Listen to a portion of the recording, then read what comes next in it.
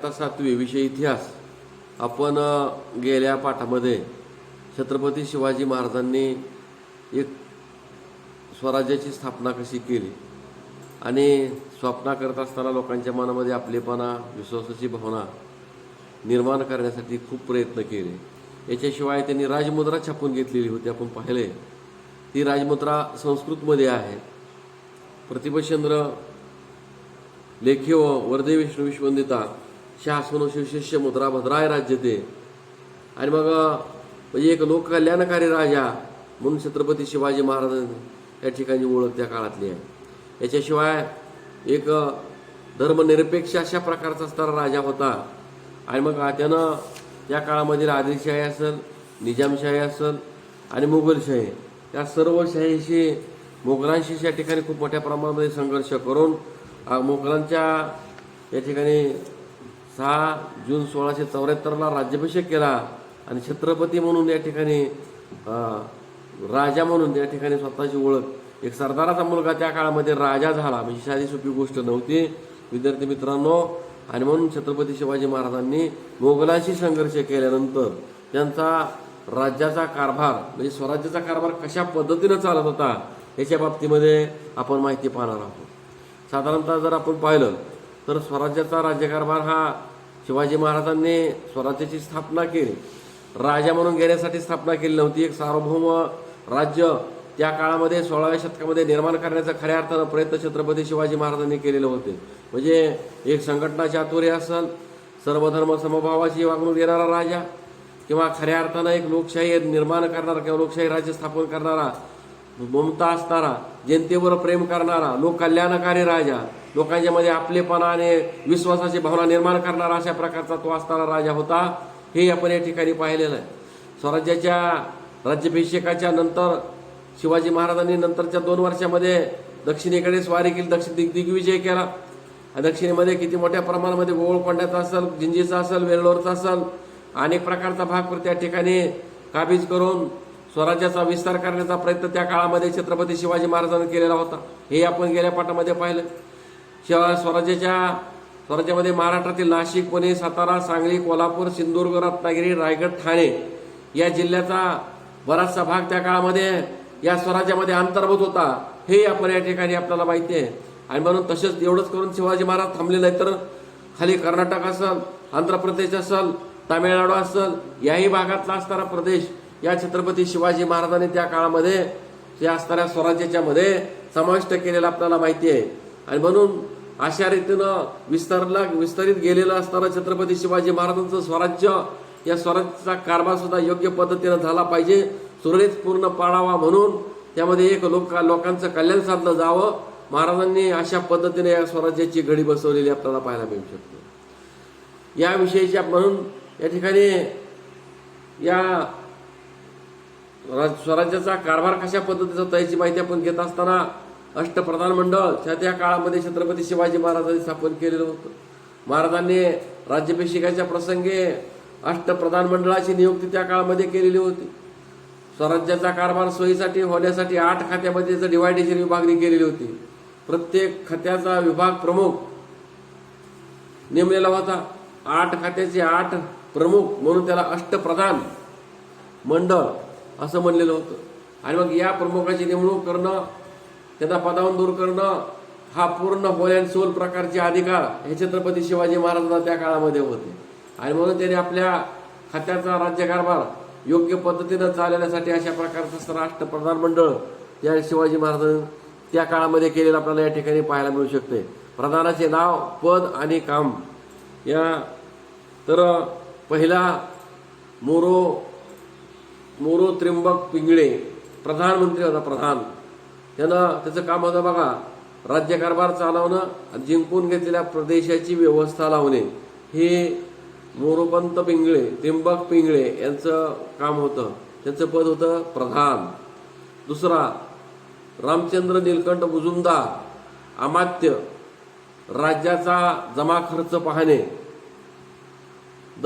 अण्णाजी दत्तो सचिव, सरकारी आज्ञापत्र तयार करणं. 4 आकडा दत्ताजी त्र्यंबक वाकनीस मंत्री, पत्रव्यवहार सांभाळणे. हंबीरराव मोहिते सेनापती, सैन्याची व्यवस्था ठेवणे व राज्य रक्षण करणे हंबीरराव मोहिते. रामचंद्र त्र्यंबक दबीर सुमंत, परराज्याशी संबंध ठेवणे, बघा त्या काळातले मंत्री आहेत. नंबर 8 निराजी रावजे, न्यायाधीश, न्यायदान करणं अतिशय महत्त्वाचं काम त्या ठिकाणी होतं. मोरेश्वर पंडितराव 8 नंबर पंडितराव, धार्मिक व्यवहार पाहणे. म्हणजे अशा प्रकारचं अष्टप्रधान मंडळ छत्रपती शिवाजी महाराजांनी त्या काळामध्ये केलेलं होतं. हे प्रमुख महाराजांना जबाबदार होते. जबाबदारीने काम करण्यासाठी छत्रपती शिवाजी महाराजांनी हे अष्टप्रधान मंडळ त्या काळामध्ये निर्माण केलं होतं. कारण शिवाजी महाराजांनी गुण व कर्तृत्व पाहून या काळामध्ये सुद्धा अष्टप्रधान मंडळाची नेमणूक केलेली होती. म्हणून त्यांना इनामे वतनं जहागिऱ्या दिल्या नाहीत. रोख पगार मात्र त्या ठिकाणी भरपूर मोठ्या प्रमाणामध्ये दिला जायचा छत्रपती शिवाजी महाराजांच्या काळामध्ये. याच्याशिवाय शेतीविषयीच्या धोरणाच्या माध्यमातून आपण या ठिकाणी अभ्यास करत असताना शेती हा खेड्यातील लोकांचा मुख्य व्यवसाय त्याही काळामध्ये होता. महाराजांना सुद्धा शेतीचं महत्त्व त्या काळामध्ये शिवाजी महाराज जाणत होते. त्यामुळे त्यांनी शेतकऱ्याच्या हिताकडे लक्ष दिलं. त्यांनी अण्णाजी दत्तो आपल्या कर्तबगार अनुभवी अधिकाऱ्यावर जमीन महसुलाची व्यवस्था लावण्याची जबाबदारी सोपवलेली होती. ठरवून दिलेल्या रकमेपेक्षा अधिक महसूल गोळा करू नये अशी ताकीद त्यांनी त्या काळामध्ये सुद्धा आपल्या अधिकाऱ्यांना छत्रपती शिवाजी महाराजांनी दिलेली होती. म्हणजे कुठल्याही प्रकारचा त्रास शेतकऱ्याला होता कामा नये. आणि म्हणून पडीक जमीन लागवडीखाली आणण्यासाठी उत्तेजन दिलं. अतिवृष्टी व आवर्षणामुळे पीक हातचं गेलं. शत्रू सैन्यानं गावचा प्रदेश उद्ध्वस्त केला. अशा प्रसंगी शेतकऱ्याचा शेतसारा व इतर अनेक प्रकारच्या असणाऱ्या करारांमध्ये सूट देण्यात यायची असा आदेश छत्रपती शिवाजी महाराजांनी त्या काळामध्ये दिलेला होता. तसंच अशा प्रसंगी शेतकऱ्यांना बैलजोड्या देणं, नांगर देणं, पेरणीसाठी चांगल्या प्रकारचे बियाणं पुरवणं, म्हणजे अशा अतिशय उत्कृष्ट अशा प्रकारच्या असणाऱ्या आज्ञा त्या काळामध्ये या असणाऱ्या राजांनी आपल्या असणाऱ्या अधिकाऱ्यांना त्या काळामध्ये दिलेले आपल्याला पाहायला मिळतात. याच्याशिवाय आपण जर पाहिलं तर त्यावेळेला तत्कालीन खेड्याचं अर्थकारण हा अतिशय महत्त्वाचं ते म्हणजे शेतीवरच अवलंबून होतं. कारण शेती व्यवसाय हा खेड्यातील अर्थकारणाचा त्या काळामध्ये कणा होता. आणि म्हणून खेड्यामध्ये शेती व्यवसायाला पूरक असे व्यवसाय त्या काळामध्ये चालायचे. गावातील कारागिरीची वस्तूंचं उत्पादन करायचे, ते स्थानिक लोकांच्या गरजा भागवत असायचे. आणि मग खऱ्या अर्थानं त्या काळामध्ये असणारी खेडी ही स्वयंपूर्ण खेडी अशा प्रकारची होती. कारण 12 बलुतेदार पद्धतीच्या माध्यमातून त्या काळामध्ये काम केलं जायचं. आणि मग त्याच्यामुळं संपूर्ण असणारी खेडी ही एकमेकावर त्या ठिकाणी स्वयंपूर्ण होती. कुठल्याही प्रकारचे परलंबत्व त्या काळामध्ये नव्हतं, हे आपल्याला पाहायला मिळतं. आणि म्हणून शेतकरी आपल्या उत्पादनाचा आवश्यक तो भाग वाटा हा कारागिरांना द्यायचा.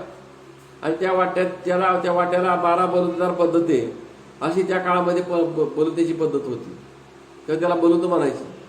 व्यापार उद्योगाच्या जर माहिती पाहत असताना व्यापार वृद्धीशिवाय राज्य भरभराटीला येणार नाही हे महाराजांनी त्या काळामध्ये ओळखलं. आणि म्हणून व्यापाऱ्यांमुळे नवीन गरजेच्या वस्तू राज्यामध्ये येतात. वस्तूची खूप मोठ्या प्रमाणामध्ये उपलब्धता वाढते, व्यापार वाढतो, संपत्तीत भर पडते. साहुकार म्हणजेच राज्यश्री शोभा ही अध्यापत्रातील वर्णन महाराजांच्या व्यापाराकडे पाहण्याचा नेमका दृष्टिकोन स्पष्ट करणार आहे. साहुकार या शब्दाचा व्यापारी असा अर्थ होतो. म्हणजे स्वराज्यातील उद्योगाला संरक्षण देण्याचं काम महाराजांनी त्या काळामध्ये केलेलं होतं. याचं उत्तम उदाहरण म्हणजे बीटाचा उद्योगाच्या आपण या ठिकाणी उदाहरण देऊ शकतो.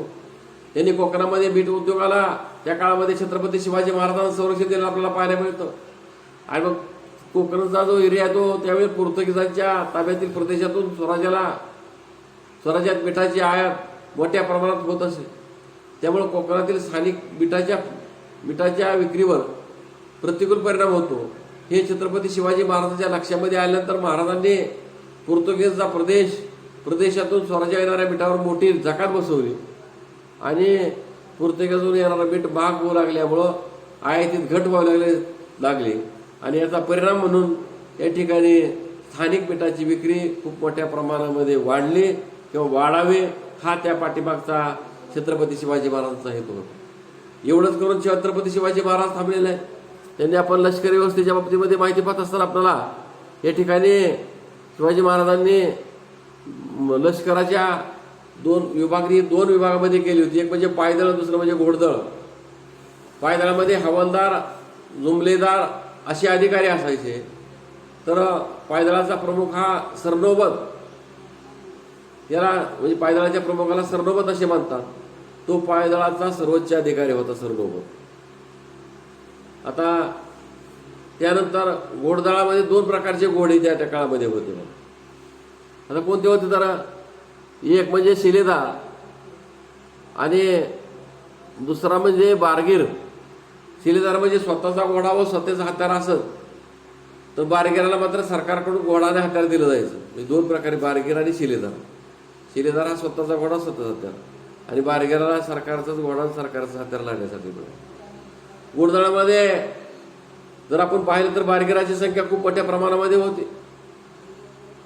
घोडदळातही अधिकाऱ्याच्या श्रेणी या पायदळासारख्याच असायच्या. सरनौबत हा घोडदळातील सर्वोच्च अधिकारी असायचा. याच्यामध्ये नेताजी पालकर, प्रतापराव गुजर, हमीरराव मोहिते असे काही महाराजांच्या घोडदळाचे सरनौबत त्या काळामध्ये प्रसिद्ध होते.